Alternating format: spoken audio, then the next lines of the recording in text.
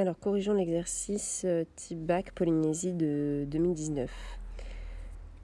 Alors, les probabilités demandées seront arrondies à 0,01. Un commerçant vient de s'équiper d'un distributeur de glace à l'italienne. Première question. On sait que la durée en mois de fonctionnement sans panne de son distributeur de glace est modélisée par une variable aléatoire grand X qui suit une loi exponentielle de paramètres lambda.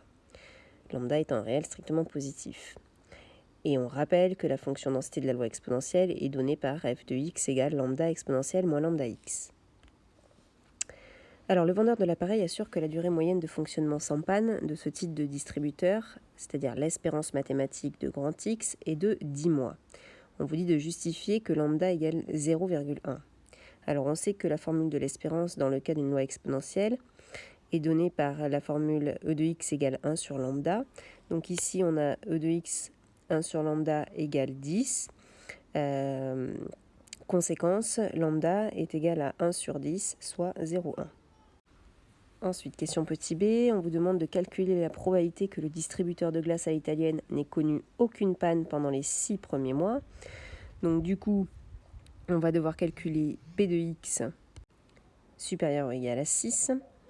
Donc du coup, on va appliquer la formule du cours.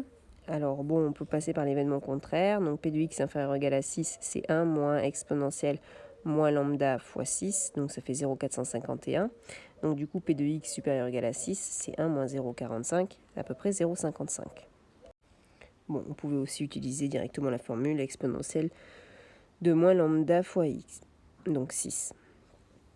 Petit c, sachant que le distributeur n'a connu aucune panne pendant les 6 premiers mois, quelle est la probabilité qu'il n'en connaisse aucune jusqu'à la fin de la première année? Donc du coup, ça serait P de x supérieur ou égal à 12, sachant que x est supérieur ou égal à 6. On sait que c'est une loi de durée de vie sans vieillissement. Donc du coup, P de x supérieur à t plus h, sachant x supérieur à t, c'est égal à P de x supérieur à h. Donc du coup, ici, on cherche P de x supérieur ou égal à 6, et du coup, ça fait 0,55 d'après ce qui précède.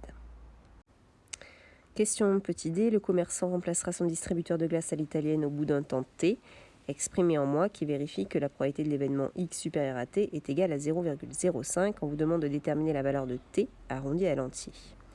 Donc nous, on veut que P de x supérieur à t soit égal à 0,05. Donc je remplace P de x supérieur ou égal à t par sa valeur, c'est-à-dire exponentielle de moins lambda t. Donc on cherche à résoudre l'équation exponentielle de moins lambda t égale 0,05. On applique ensuite la fonction ln. Du coup, on obtient moins 0,1t égale ln de 0,05, ce qui nous donne t égale ln de 0,05 divisé par moins 0,1, soit multiplié par moins 10, ce qui fait à peu près 29,95. Le environ égal devrait être là. 29,95, ça fait à peu près 30 mois. Question 2.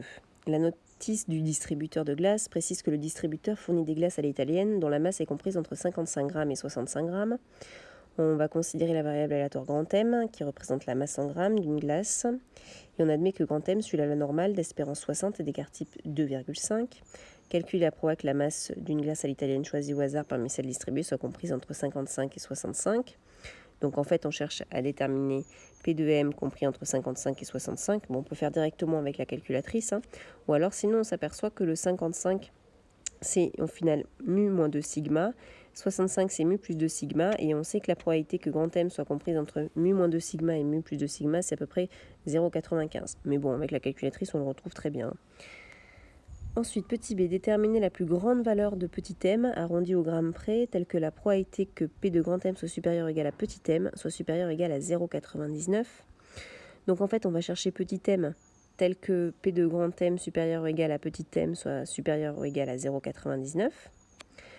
On peut passer par l'événement contraire, c'est aussi P de grand M inférieur ou égal à petit m qui doit être inférieur ou égal à 0,01. Et du coup, avec la calculatrice, on retombe sur petit m égale environ 54. Même remarque que précédemment, on pouvait très bien aussi déterminer P de grand M supérieur ou égal à petit m supérieur ou égal à 0,99 avec la calculatrice. Question 3. Le distributeur de glace à l'italienne permet de choisir un seul de deux parfums, vanille ou fraise. Pour mieux gérer ses achats de matières premières, le commerçant fait l'hypothèse qu'il y aura en proportion 2 acheteurs de glace à la vanille pour un acheteur de glace à la fraise. Le premier jour d'utilisation de son distributeur, il va constater que sur 120 consommateurs, 65 ont choisi de la glace à la vanille. Pour quelle raison mathématique pourrait-il mettre en doute son hypothèse? Alors là, du coup, on connaît la proportion, en tout cas, la proportion est supposée connue. Ici, la proportion d'acheteurs de glace vanille, ça serait 2 tiers, et du coup, la proportion de personnes achetant de la glace à la fraise, 1 tiers. On a un échantillon de taille n égale 120, donc du coup, notre objectif est d'abord de déterminer un intervalle de fluctuation. Du coup, pour déterminer cet intervalle, on va vérifier que les conditions sont bien respectées. Donc, mon n supérieur à 5, ça c'est bon. N fois P, c'est 120 fois 2 tiers, ce qui fait 80, qui est bien supérieur ou égal à 5. Et enfin, N fois A moins P, attention, il faut enlever le N, égale 120 fois 1 tiers, 40, ce qui est bien supérieur ou égal à 5. Du coup, à intervalle de fluctuation, c'est P moins 96 fois racine de P fois moins P sur racine de N, et P plus 1,96 fois racine de P fois 1 moins P sur N. On remplace, et au final, on tombe sur un intervalle qui est à peu près de 0,58 et 0,76.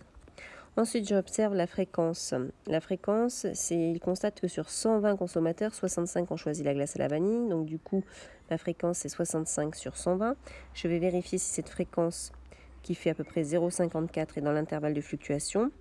Il s'avère que 0,54 n'appartient pas à l'intervalle de fluctuation qu'on a déterminé juste avant. Conséquence, avec un risque d'erreur de 5%, l'hypothèse du commerçant doit être remise en cause.